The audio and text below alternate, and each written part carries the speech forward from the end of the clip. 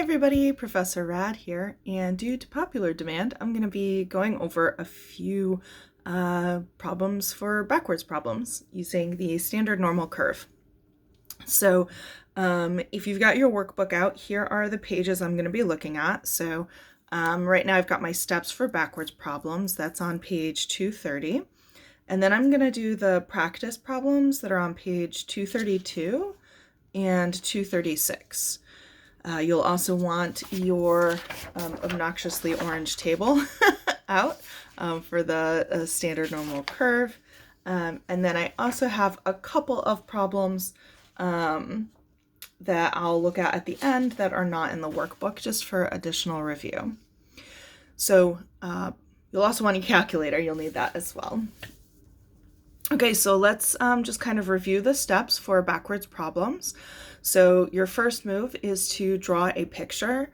And when I draw my picture for my backwards questions, I usually ask myself two questions. First, I ask a direction. So am I going to be coming from the left? So am I going to be moving from the left towards the right? Or am I going to be moving from the right towards the left? Or am I in the middle? Right? So those are the two kinds of, well, three directions really. So you have your middle. That's easy to draw because it's just the middle. But if it's talking about a percentile or a bottom percentage or a percentage is less than, you're going to start on the left and start shading to the right. And if it's talking about an upper percentage or the top percent, you're going to start on the right and begin shading towards the left. So you figure out what side of the curve you start shading from. And then I ask, is it more than half or not? So if it is more than half, as I move from the left, I want to make sure that I draw that line past the 0 marker. Or as I move from the right, I draw the line again past the 0 marker. If it's less than half, then I stop before I get to the halfway point. So those are important components when you go to draw the curve. The next step is getting the correct kind of area. So if you are looking at a graph where you have shaded to the left, then that's easy. You look up the decimal that you have. If you are looking at a graph where you have shaded on the right, you have to subtract the decimal you have from 1, and then that's the value you look up. And that's because the table that we have doesn't tell us area to the right, it tells us area to the left. So when you subtract that decimal from 1, you're getting that area left instead of area right. And if it's the middle region, we need to figure out what this little piece is. So what we're going to do is we're going to subtract what we have from 1. That'll give us the total white space. And then because the curve is symmetric, you divide by 2, and that'll give you the space on the left. And then, as you can see here, this will give you the negative z-score. And then to get the other cutoff mark, you just make it positive, again, since we're symmetric. And then lastly, if we are solving an applied problem, we'll need to find the x value. So you're going to take the z-score, multiply it by the standard deviation, and then you add your mean. So let's go ahead and work through the first couple of steps. So I'm going to go to page 232, and let's work through these practice problems. So on the first one, they've already drawn the picture for us. So I'm going to bring my steps here for reference. So in this first question, we have our picture. So we're in this situation where we have an upper percentage and it's less than half. So we've got 6.3%. Now, when you're dealing with probability, anytime you have a percentage, you want to make it into a decimal immediately. So 6.3%, I move that decimal point 2 spots. So it's going to give me 0.063. And then, because this is an area, and because our table gives area to 4 decimal places, I'm going to add an extra 0 at the end. So I have a total of 1, 2, 3, 4 spots after the decimal point. Okay, so that's kind of our prep here. Now we're gonna do for step 2. So our picture looks like this one. We have area shaded on the right. So we need to look up 1 minus the decimal we just had. So I'm gonna do 1 minus 0.630. So let's get our calculator out to do that. 1 minus, okay, and I get 0.937.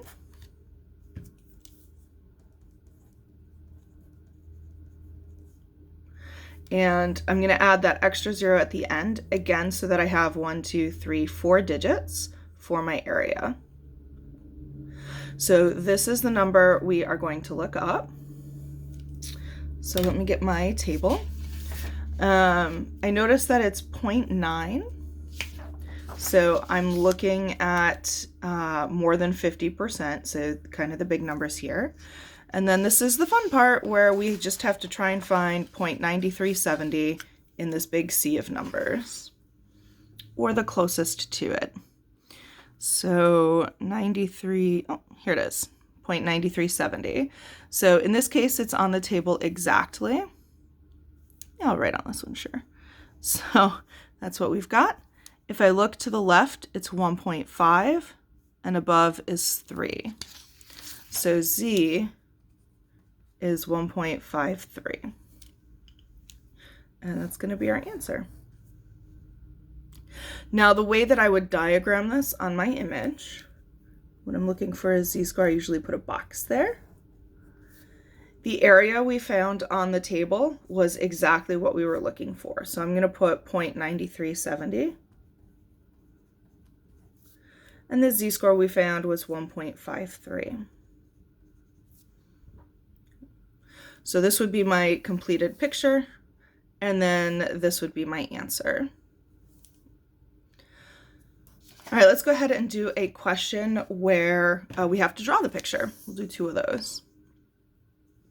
So the first one says, what z-score is used for the 13th percentile? So I'm going to come to my steps here. I'm looking for a 13th percentile. So percentile is our area below, and 13% is less than half. So because it's a percentile, I'm going to start shading from the left, and because it's less than half, I'm going to stop before I get to the 0 marker. So I'm going to draw my curve,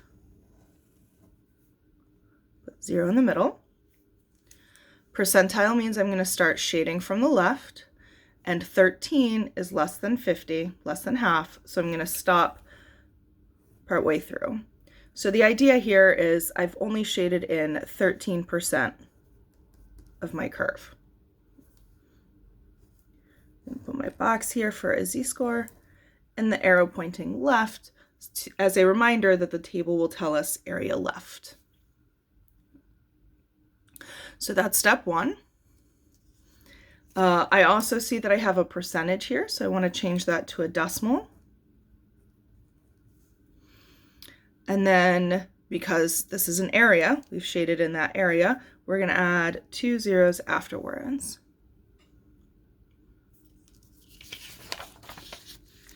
So on to step 2. Let's see, so we've changed it to a decimal, and now we want to think about what our picture looks like. So our picture looks like this one here, where we have area below, right? So we just shaded a little bit on the left.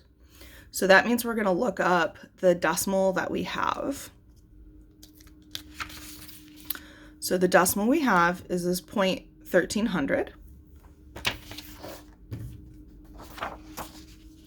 So in our sea of numbers here, we want to look for 0.1300. So since we are less than, you can't see that, since we're less than half, less than 50%, our picture looks like this one. We're going to be looking on the negative z-score side. So 13, okay, so I'm noticing 2 here. So I've got 0.1314 and 0.1292. Now 1314 has 14 extra, so this one is like 14 away. 1292, I think about how far is 92 from 100. So 92 is 8 places from 100. I just did a subtraction, 100 minus 92. So this is 8 away, this is 14 away. So this one is closer. So 0.1292 is what I'm going to write on that arrow that I had here. And then when I look to the left, I've got a negative 1.13.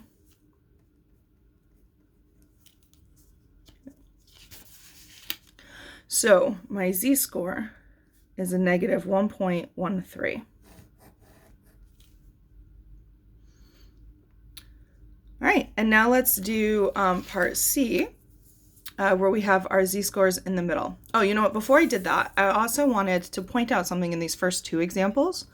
So you can also use your picture. The whole part of the purpose of the picture is to help you kind of check your work as you go along. So for example, up here, we ended up with a positive z-score, and that makes sense because our cutoff line was to the right of 0. And on this one, we had a negative z-score, which again makes sense because our cutoff line was to the left of 0. So as you're working through, you can kind of make those checks for reasonableness to make sure that your answers are reasonable. All right, so let's do a middle percentage one. So this one says, what z-scores bound the middle 36%? So again, I moved my steps. And we've got a middle percentage. So our picture is going to look like this. And again, we're shading in a 36%. So you kind of want to estimate about what does 36% of the graph look like. So I'm going to draw my standard normal curve. And 36%, I don't know. We'll just do about here. And then I'll shade it in. Now, when I do the middle percentage, the right cutoff mark is going to be a freebie. And so the left cutoff mark is going to be the one that I'm going to look for. If this ends up being like a -2, then this would be a +2. If this ends up being negative 1.08, this would be a positive 1.08. So whatever I get here, I just make it positive to get this one on the right. So there's our picture for the middle percentage. Next, we are in the middle region here. So we're going to have to look up 1 minus the decimal we have divided by 2. So I've got 36%. Oh, I didn't turn that into a decimal yet. So that's going to be 0.36. And since it's an area, I'm going to add 2 zeros afterwards. Now, I just said we're going to look up 1 minus that decimal divided by 2. This is the value we're looking up. And again, the reason we're doing this 1 minus is so that instead of this area being told to us, we are looking for the white space. And since there are 2 of these white tails, if you will, we're going to divide it by 2 so we get just one of them. So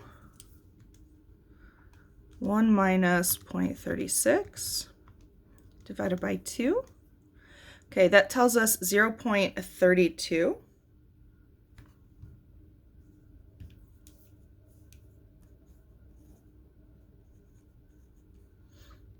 And then I'll add 2 zeros at the end here. Again, just to make sure that I have an area. So this is the number I'm going to be looking up on my table. Sorry about that noise. So 0.32, I know I'm looking up a negative z-score, so I'm going to be on the left-hand side. And it's going to be pretty close to the bottom. 0.32.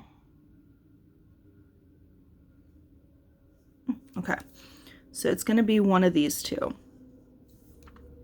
We've got 32.28 and 31.92.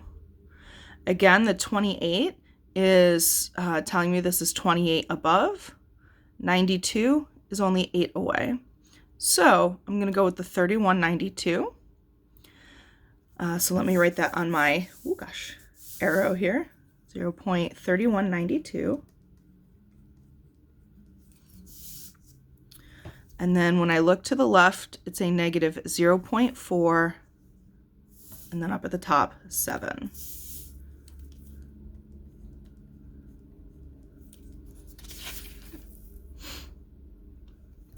So that's our negative z-score.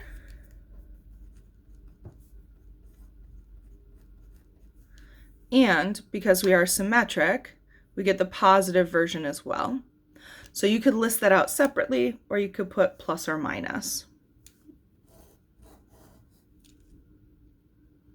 Okay, so these practice problems all work with the first 2 steps of backwards problems, drawing the picture and then getting the z-score.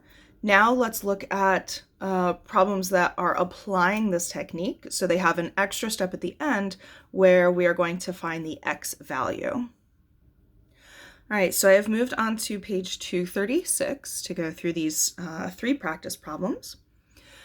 The first one says, suppose the weights of newborn giraffes are approximately normally distributed with a mean of 128 pounds and a standard deviation of 14.6 pounds.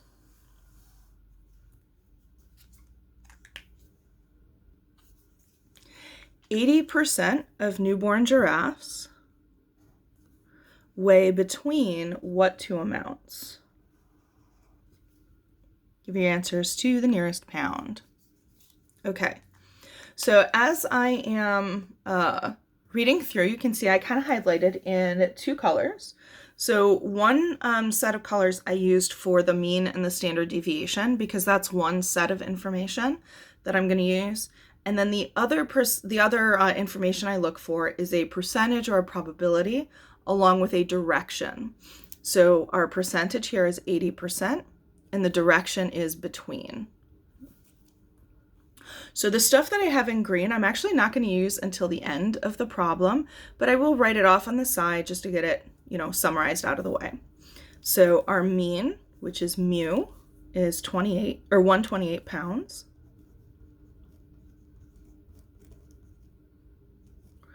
And then the standard deviation is 14.6.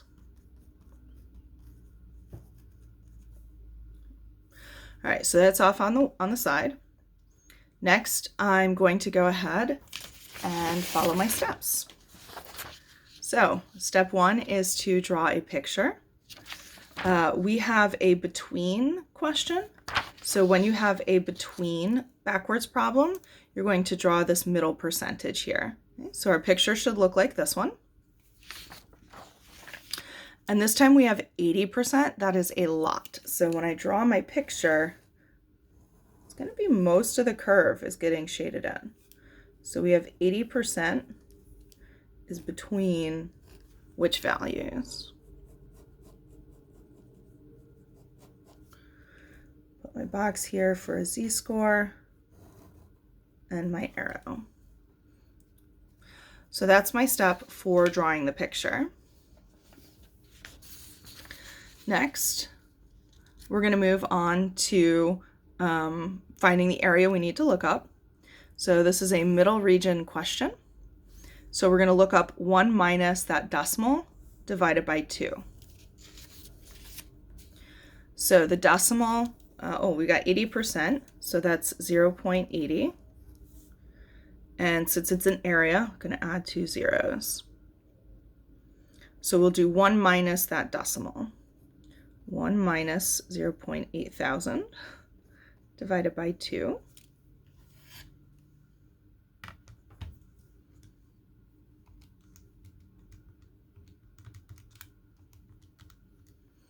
And we just get 0.1. And we're still in area, so I'm going to add 3 zeros at the end. So this is the number that we are going to look up. Now, I want to make a side note here. If you looked at this and said Professor Ad, that's 80. So each of these little winglings have to be 10%. So couldn't we just do that? Yes, you can. Yeah. So if you notice that since these all have to add up to be 100, if you can kind of do the mental arithmetic to get there, that's totally fine. But if you don't make that observation, or if you are very, like if it helps you to just always follow a process, then this process works totally fine as well. All right, so we've got 0.1000. So let's grab our table. And we're looking up the negative z-score. It's on the left-hand side of 0. So I'm going to be looking up 0.1000, probably the closest to it. So, okay, over here. So I've got 0.1003. So this one is only 3 away from my target. And this one is 0.985. So this one is 15 away from my target. So this one is closer. This is the one we're going to use. And the z-score is a negative 1.28.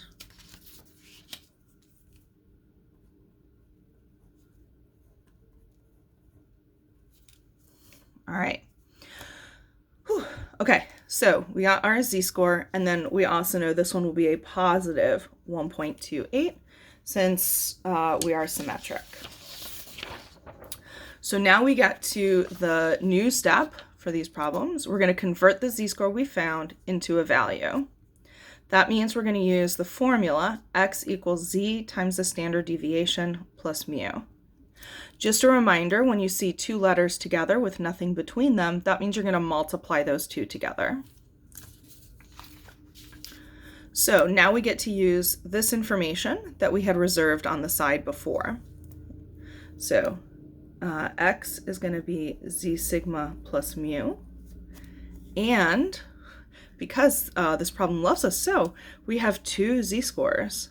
So we're going to use this formula twice. The first time we're going to use the negative z-score, and then we'll use the positive z-score. So negative z-score was a negative 1.28. Multiply that by sigma, which was 14.6. And then we're going to add mu, which is 128. So let's go ahead and throw that into here. So negative 1.28 times 14.6 plus 128. You can go ahead and add that all in right away. And that gives me 109.312.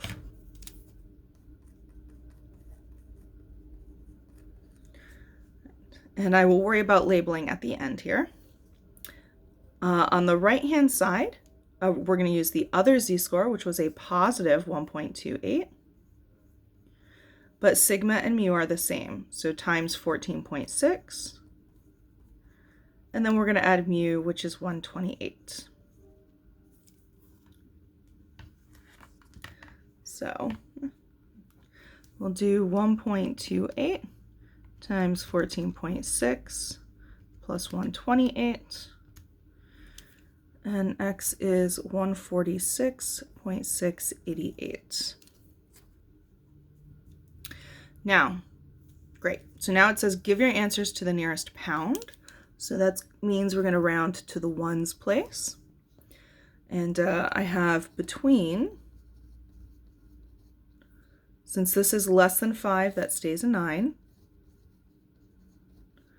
And since this is more than 5, that 6 bumps to a 7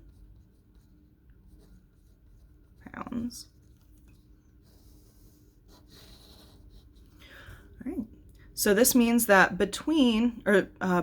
so that means that 80% of newborn giraffes weigh between 109 and 147 pounds. I could not imagine birthing such a heavy creature. So one thing we can do here as well to check for reasonableness, our mean was 128 pounds. And so since that is the mean, and it's in the middle of our values, so it should be in the middle of the two values we found, which it is. Okay, so let's go ahead and look at these next two problems. It says an orthodontist determines that adults wear braces for a mean of 32 months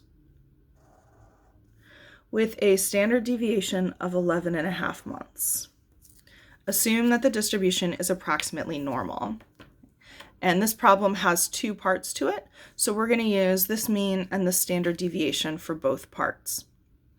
So I'm going to write that off on the side again. The mean is 32 months, and the standard deviation is 11 and a half months.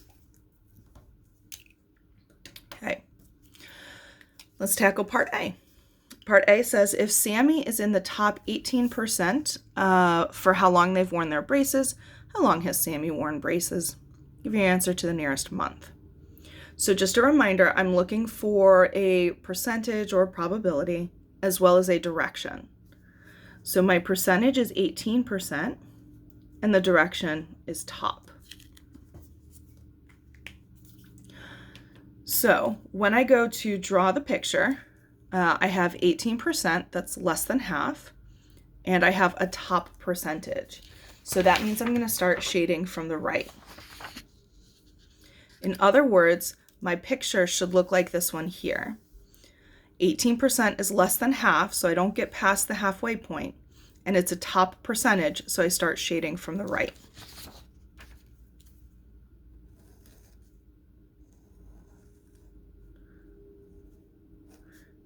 %. Then I'll give myself a box for the z-score and an arrow for the area. All right, next step is, let's see which picture we look like. We look like this one here. So we're going to look up 1 minus the decimal that we have. So since we have 18%, move the decimal point 2 spots to get 0.18. And since it's an area, we're going to add 2 zeros afterwards.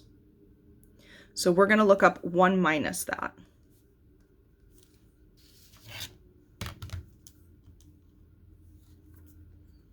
Let's do 1 minus 0.1800.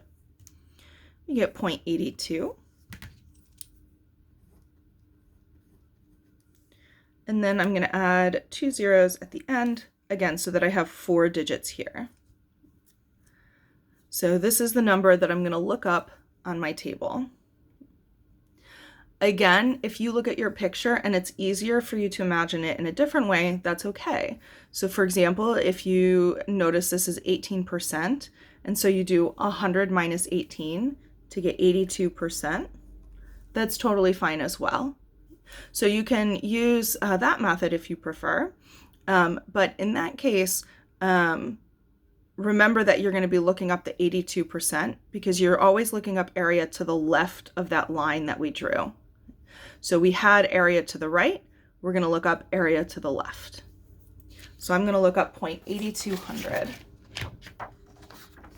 Since the cutoff line is on the right-hand side of 0, I'm going to need a positive z-score this time. So 8,200. Oh, right here. So we have 8186. So the 86 is 14 away from my target. 8212 is only 12 away from my target. So this is the one I'm going to use. We got 0.92. What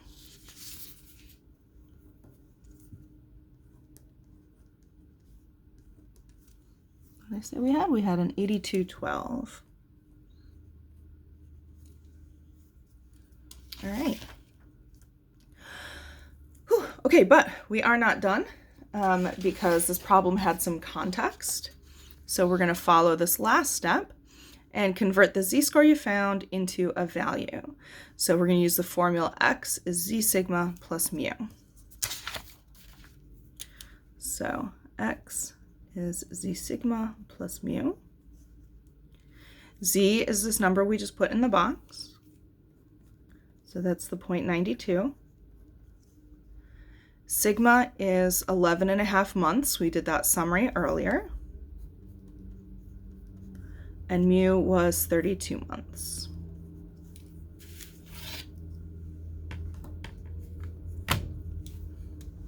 So 0.92 times 11.5 plus 32. X is going to give us 42.58. And then it said, give your answer to the nearest month. So this 5 makes the 2 go up to a 43.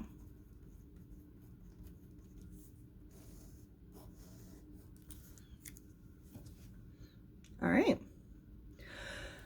Okay, so let's do one more together for these practice problems. So we're going to be using the same mean and standard deviation for this question at the end, since it's a part B. But reminder, as I read through now, I'm going to be looking for a percentage or a probability as well as a direction. This says there is a 0.2877 probability that an adult will wear braces for less than how many months? Give your answer to the nearest hundredth.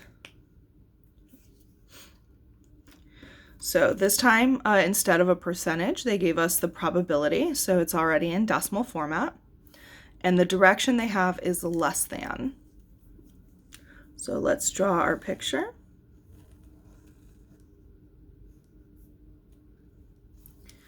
Less than means we're going to be starting from the left-hand side because we want this probability to be less than something. So we're going to start from the left. 0.28 is like 28%. So this is less than half. So we're going to draw the line here.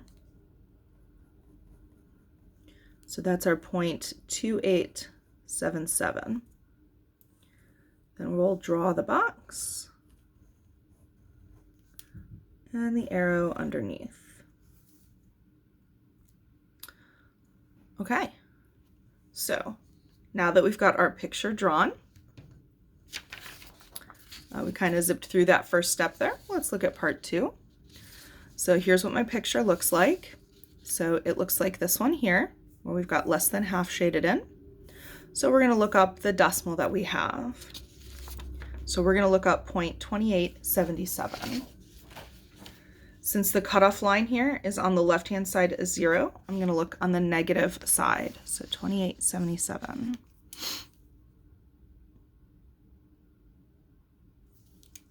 Right here, close to where we were looking for another question. So here's my 2877. So the matching z-score is a negative 0.56.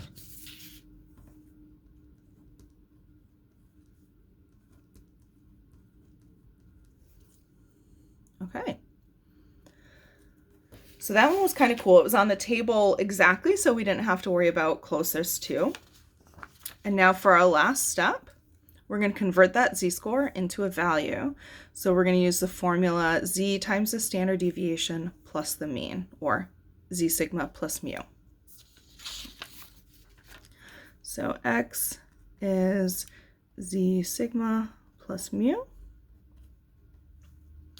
Z is that number we just found and put in the box, so negative 0.56, times sigma, we summarized earlier up here, 11.5 months.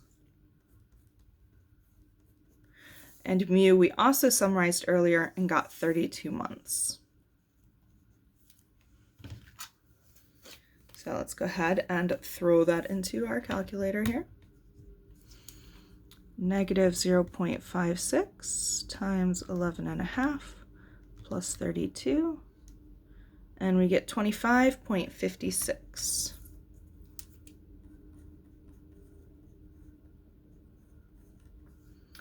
It says round your answer to the nearest hundredth, and these are how long they've been wearing braces in terms of months.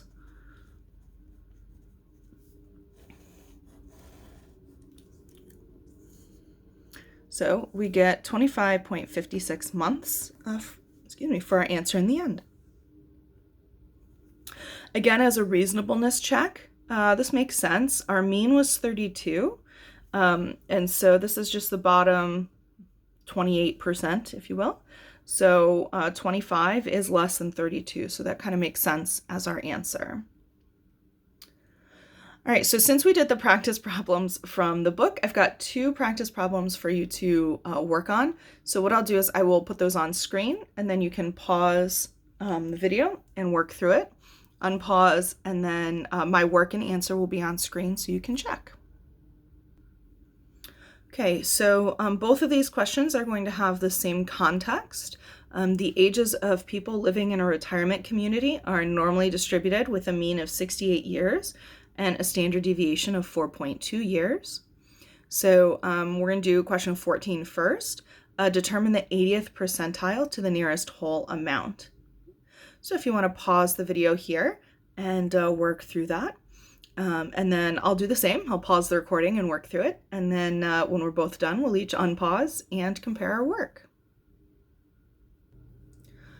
All right, so here is my work for this question. So we wanted to determine the 80th percentile.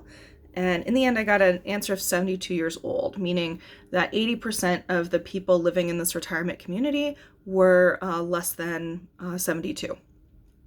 So here's my work for finding it. 80th percentile. Percentile means bottom percentage.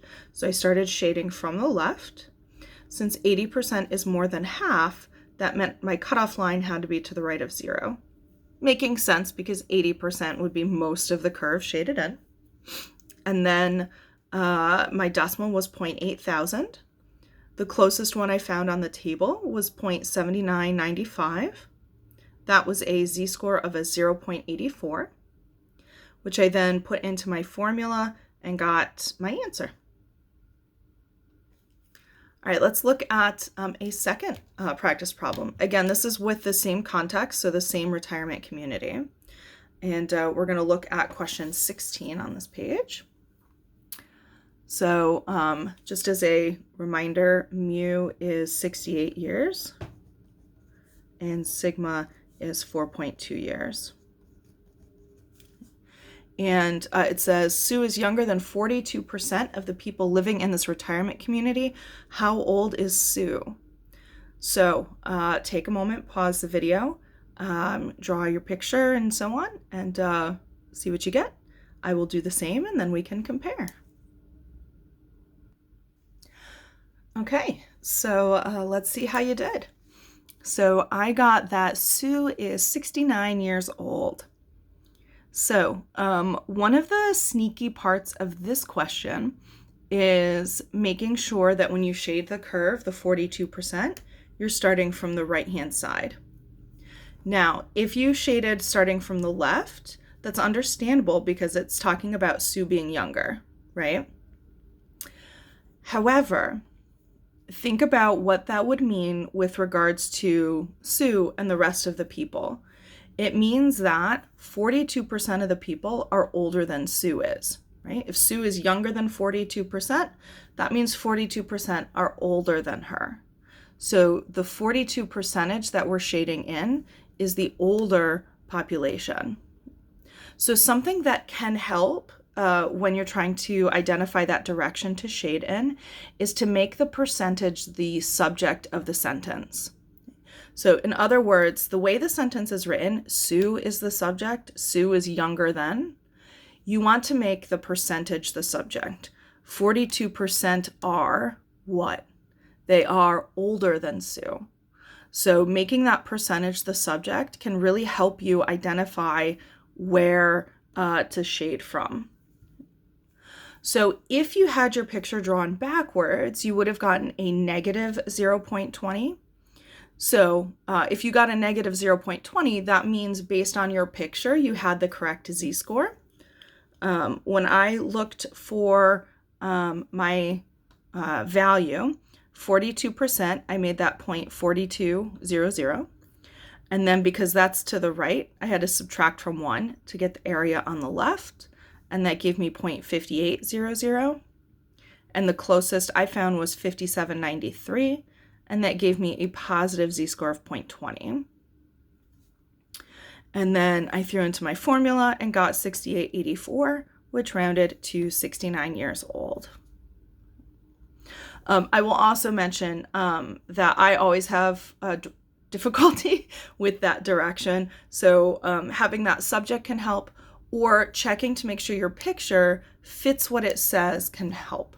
So Sue is younger than 42% of people. If I drew it over here, then if she's younger than 42%, that would be more than half that she would have been younger than, which is not right. So that would have meant I drew it on the wrong side. So use your picture to help guide you with the meaning of the sentence as well. Again, I make mistakes with these all the time, so it isn't that, backwards problems are just hard for you. They are hard in general because you kind of have to think about it, and there are many steps to it. So with repeated practice, it gets easier. I can't guarantee that it'll ever get easy, but they do get easier. You just have to be careful with it and make sure you get that picture right, because that kind of guides the rest of the steps of the process.